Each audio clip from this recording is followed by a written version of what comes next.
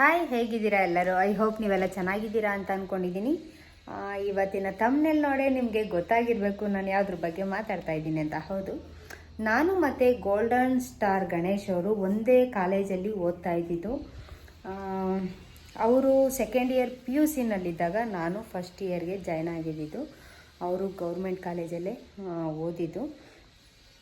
ಏನಪ್ಪ ಅಂತಂದರೆ ಅವರು ಮಿಮಿಕ್ರಿನ ತುಂಬ ಚೆನ್ನಾಗಿ ಮಾಡೋರು. ನನಗೆ ಸಾಂಗ್ ಹೇಳೋದು ಅಂದರೆ ತುಂಬ ಇಷ್ಟ.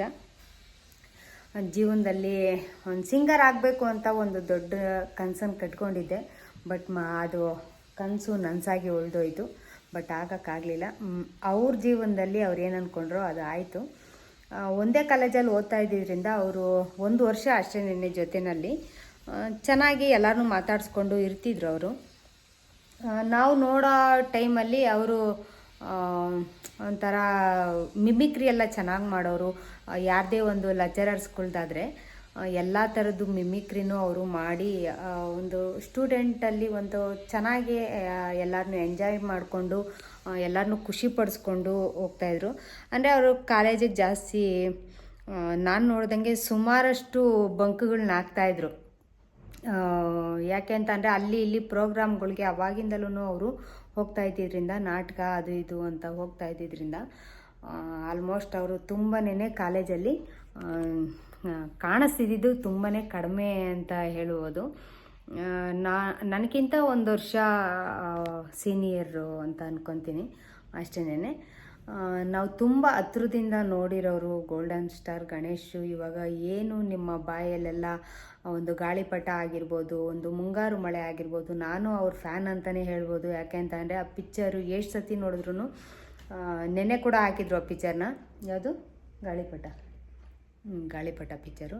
ನಾನಂತೂ ಈ ಮುಂಗಾರು ಮಳೆ, ಗಾಳಿಪಟ, ಇನ್ನು ಅವ್ರು ಕೆಲವೊಂದು ಪಿಕ್ಚರ್ ಇದ್ದಾವೆ. ಅವರು ಪಿಕ್ಚರ್ ಬಂದಾಗೆಲ್ಲ ನನಗೆ ಯಾವುದು ಮಿಸ್ ಮಾಡಲ್ಲ, ಅಷ್ಟು ಇಷ್ಟ ಆಗುತ್ತೆ. ಯಾಕೆಂದರೆ ಅಷ್ಟು ಕಾಮಿಡಿಯಾಗಿ ಕಾಲೇಜಲ್ಲೇ ಅಷ್ಟೇ.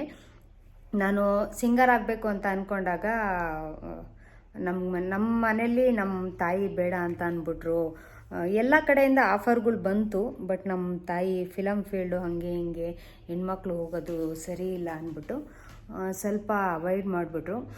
ಸ್ಕೂಲ್ ಡೇಸಿಂದಲೂ ಫಸ್ಟ್ ಪ್ರೈಸ್ ತೊಗೊಂಡು ಬಂದು ಕಾಲೇಜಲ್ಲಿ ಎಷ್ಟು ಆಫರ್ಗಳು ಬಂದ್ರೂ ಕೂಡ ನನಗೆ ತುಂಬಾ ಒಂದು ದೊಡ್ಡ ಇದು ಅಂದರೆ ಏನು ಹೇಳ್ತಾರೆ ಮೊದಲು ನಂಗೆ ಇದ್ದಿದ್ದು ದೊಡ್ಡ ಕನಸು, ದೊಡ್ಡ ಆಸೆ ಅಂತ ಅಂದರೆ ನನಗೆ ಜೀವನದಲ್ಲಿ ಸಿಂಗರ್ ಆಗಬೇಕು ಅಂತಲೇ ಆಸೆ ಇದ್ದಿದ್ದು.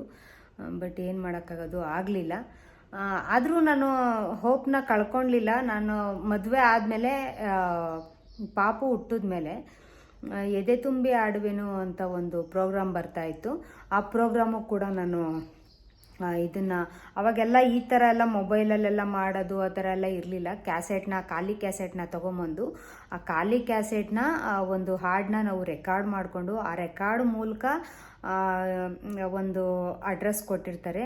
ಟಿ ವಿನಲ್ಲಿ ಅಡ್ರೆಸ್ನ ಕೊಡ್ತಾ ಇರೋರು.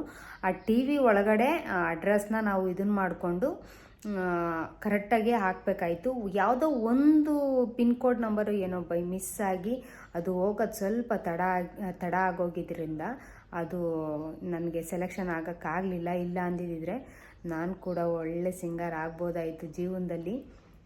ಅದೊಂದು ಮಿಸ್ ಆಗೋಯ್ತು ನನಗೆ. ಚಿತ್ರ ಅವರು ಹಾಡಿರೋದು, ಎಸ್ ಜಾನಕಿ ಅವರು ಹಾಡಿರೋದು, ಆಮೇಲೆ ಹಿಂದಿನಲ್ಲಿ ಲತಾ ಮಂಗೇಶ್ಕರ್ ಇದ್ದಾರೆ. ಅವರು ತುಂಬ ಒಳ್ಳೆ ವಾಯ್ಸ್ ಅವ್ರದ್ದು. ಅವ್ರ ಜೊತೆ ಆಡಬೇಕು ಅಂತ ಆಸೆ ಇತ್ತು. ಹಾಗೆ ಚಿತ್ರ ಮೇಡಮ್ ಜೊತೆ ಆಡಬೇಕು ಅಂತ ಆಸೆ ಇತ್ತು. ಹಾಗೆ ಇಲ್ಲಿ ಬಂದರೆ SP ಬಾಲಸುಬ್ರಹ್ಮಣ್ಯಂ ಅವರು ಜೊತೆ ಆಡಬೇಕು ಅಂತ ಕೂಡ ಒಳ್ಳೆ ಒಂದು ದೊಡ್ಡ ಕನಸು ಅಂತಲೇ ಹೇಳ್ಬೋದು. ಆ ಕನಸು ಈಡೇರಲಿಲ್ಲ. ನನ್ನ ಮಕ್ಕಳಲ್ಲಿ ಯಾರಾದರೂ ಒಬ್ರು ಆಗ್ತಾರೆ ಅಂತ ನಾನು ಅಂದ್ಕೊಂಡೆ. ಬಟ್ ನನ್ನ ಮಕ್ಳಿಗೂ ಅಂತ ವಾಯ್ಸು ಇದಾಗಲಿಲ್ಲ. ಬಟ್ ಗಾಡ್ ಗಿಫ್ಟ್ ಅಂತ ಹೇಳ್ತಾರಲ್ಲ, ಅದು ಒಂದು ದೇವ್ರು ಕೊಟ್ಟು ವರ ಅಂತಲೇ ಹೇಳ್ಬೋದು. ಎಲ್ಲರಿಗೂ ಇದು ಬರಲ್ಲ, ಎಲ್ಲರಿಗೂ ಹಾಡಬೇಕು ಅಂತ ಆಸೆ ಇದ್ದರೂ ಕೂಡ ಕೆಲವ್ರಿಗೆ ವಾಯ್ಸು ಇದಿರಲ್ಲ.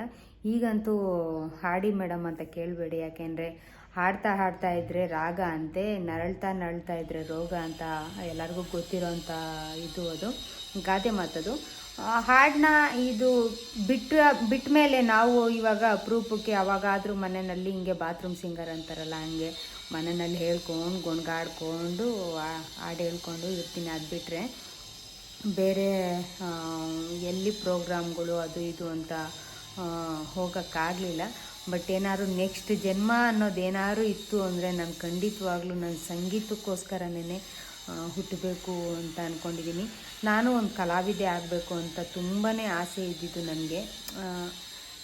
ನಮ್ಮ ತಾಯಿ ವಿಚಾರದಲ್ಲಿ ನಮಗೀಗೂ ಒಂದೊಂದು ಸತಿ ನಾನು ಈಗಲೂ ಹೇಳ್ತಾ ಇರ್ತೀನಿ, ನಮ್ಮ ತಾಯಿಗೆ ಹೇಳ್ತಾ ಇರ್ತೀನಿ, ನಿಮ್ಮಿಂದನೇ ಎಲ್ಲ ಹಿಂಗೆ ಆಗೋಯ್ತು ಅಂತ ಒಂದೊಂದು ಸತಿ ಹೇಳ್ತಾ ಇರ್ತೀನಿ ನಾನು.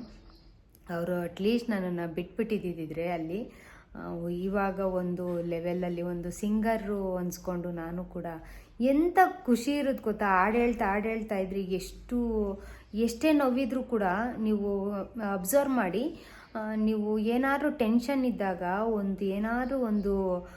ನಿಮ್ಗೇನಾದ್ರೂ ಒತ್ತಡ ಇತ್ತು ಅಂತ ಅಂದ್ಕೊಳ್ಳಿ, ಒಂದು ಸಾಂಗ್ ಹಾಕ್ಕೊಂಡು ಒಂದು ಮೆಲೋಡಿ ಸಾಂಗು ಒಂದು ಹಳೇ ಕಾಲದ್ದಾಗಿರ್ಬೋದು ಈ ಥರ ಯಾವ್ದಾದ್ರು ಸಾಂಗ್ ಹಾಕ್ಕೊಂಡು ಕೇಳ್ತಾ ಇದ್ರೆ ಕಿವಿಗೆ ಎಷ್ಟು ಇಂಪಾಗಿರುತ್ತೆ ಅಂತ ಅಂದರೆ, ಹಾಗೆ ನಮ್ಮ ಮನಸ್ಸಲ್ಲಿ ಏನೇ ಎಂಥದೇ ನೋವಿದ್ರೂ ಕೂಡ ಆ ನೋವನ್ನ ನಾವು ಮರೆಯೋವಂಥ ಶಕ್ತಿ ಇರುತ್ತೆ. ಆ ಹಾಡಿಗೆ ಒಂದು ಅದ್ಭುತವಾಗಿರೋವಂಥ ಎಲ್ಲ ನೋವನ್ನು ಮರೆಸೋವಂಥ ಶಕ್ತಿ ಇರೋವಂಥದ್ದು ಮಾತ್ರ ಈ ಸಾಂಗಲ್ಲಿ ಮಾತ್ರನೇ ಇರೋವಂಥದ್ದು.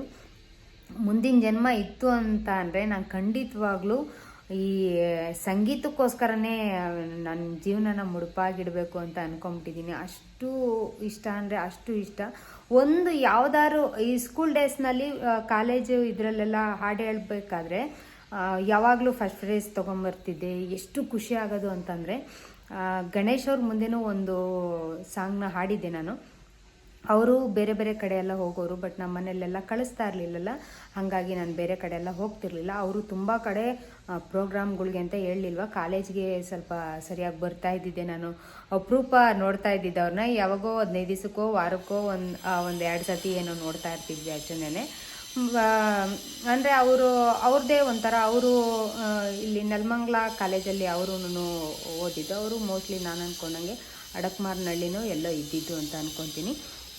ಹೀಗೆ ನನ್ನ ಫ್ರೆಂಡ್ಸ್ಗಳೂ ಅವ್ರ ಜೊತೆನೇ ನಾಟಕಕ್ಕಾಗಿರ್ಬೋದು, ಒಂದು ಏಕಪಾತ್ರ ಅಭಿನಯ ಆಗಿರ್ಬೋದು, ಈ ಥರ ಎಲ್ಲ ಹೋಗಿ ಅವರು ಒಳ್ಳೆ ದೊಡ್ಡ ಆ್ಯಕ್ಟರ್ ಆದರು. ನಾನು ಮಾತ್ರ ಹೀಗೆ ಇದ್ದೀನಿ. ಸಿಕ್ಕಾಪಟ್ಟೆ ಬೇಜಾರಾಗ್ತಾಯಿದೆ ನನಗೆ. ಅವ್ರ ಪಿಕ್ಚರ್ ನೋಡಿದಾಗೆಲ್ಲ ನನಗೂ ಅನ್ನಿಸ್ತಾ ಇರುತ್ತೆ, ನೋಡು ನಮ್ಮ ಜೊತೇಲಿ ಓದಿರೋರೆಲ್ಲ ನೋಡಪ್ಪ ಹೆಂಗಾಗೋದ್ರು, ನಾವು ನೋಡಪ್ಪ ಹಿಂಗೆ ಇದ್ದೀವಿ ಅಂತ ಅನ್ನಿಸ್ತಾ ಇರುತ್ತೆ. ಏನೂ ಮಾಡೋಕ್ಕಾಗಲ್ಲ, ಅದು ಅವ್ರವ್ರ ಲಕ್ ಅಂತ ಹೇಳ್ತಾ ಈ ವಿಡಿಯೋ ಇಷ್ಟ ಆಗುತ್ತೆ ಅಂತ ಅಂದ್ಕೊಂಡಿದ್ದೀನಿ.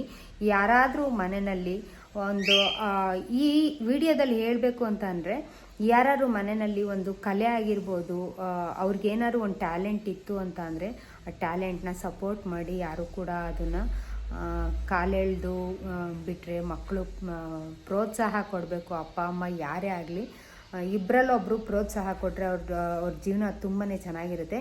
ಎನ್ಕರೇಜ್ ಮಾಡಿ. ಬಟ್ ಎಲ್ಲರೂ ಎಲ್ಲೋ ಒಂದು ಇದಕ್ಕೆ ಹೋದಾಗ ಎಲ್ಲಾರ್ದು ಮಿಸ್ಟೇಕ್ಗಳು ಎಲ್ಲರದು ಆಗುತ್ತೆ ಅಂತ ಅಂದ್ಕೊಬೇಡಿ. ಯಾರೋ ಕೆಲವರು ಮಿಸ್ಟೇಕ್ ಮಾಡ್ಕೊಳ್ಳೋರು ಇರ್ತಾರೆ. ಇದರಲ್ಲಿ ಎನ್ಕರೇಜ್ ಮಾಡಿ ಅಂತ ಹೇಳ್ತಾ ಮಕ್ಕಳನ್ನ ಆದಷ್ಟು ಸಿಂಗರೇ ಆಗಿರ್ಬೋದು, ಒಂದು ಡ್ಯಾನ್ಸರೇ ಆಗಿರ್ಬೋದು, ಇಲ್ಲ ಒಂದು ಚಿತ್ರಕಲೆನೇ ಆಗಿರ್ಬೋದು, ಇಲ್ಲ ಕೆಲವೊಂದು ಮಕ್ಕಳಲ್ಲಿ ಇರ್ತವೆ, ಅದನ್ನು ಗುರುತಿಸ್ಬಿಟ್ಟು ಅವ್ರನ್ನ ಒಂದು ಇದನ್ನ ಉನ್ನತ ಮಟ್ಟಕ್ಕೇರಿಸಿ ಅಂತ ಹೇಳ್ತಾ, ಈ ವಿಡಿಯೋ ಇಷ್ಟ ಆದರೆ ಖಂಡಿತವಾಗ್ಲೂ ಲೈಕ್ ಮಾಡಿ, ಶೇರ್ ಮಾಡಿ, ಹಾಗೆ ಹೊಸದಾಗಿ ನೋಡ್ತಾ ಇದ್ದರೆ ಸಬ್ಸ್ಕ್ರೈಬ್ ಮಾಡ್ಕೊಳ್ಳಿ ಅಂತ ಹೇಳ್ತಾ, ಮುಂದೆ ಯಾವುದಾದ್ರು ಯೂಸ್ಫುಲ್ ವಿಡಿಯೋದೊಂದಿಗೆ ಸಿಗ್ತೀನಿ ಅಂತ ಹೇಳ್ತಾ ಇಲ್ಲಿನ ವಿಡಿಯೋನ ಮುಗಿಸ್ತಾ ಇದ್ದೀನಿ. ಮುಂದಿನ ವಿಡಿಯೋದೊಂದಿಗೆ ನಿಮಗೆಲ್ಲ ಸಿಗ್ತೀನಿ. ಅಲ್ಲಿವರೆಗೂ ನಿಮಗೆಲ್ಲ ಟೇಕ್ ಕೇರ್, ಬಾಯ್.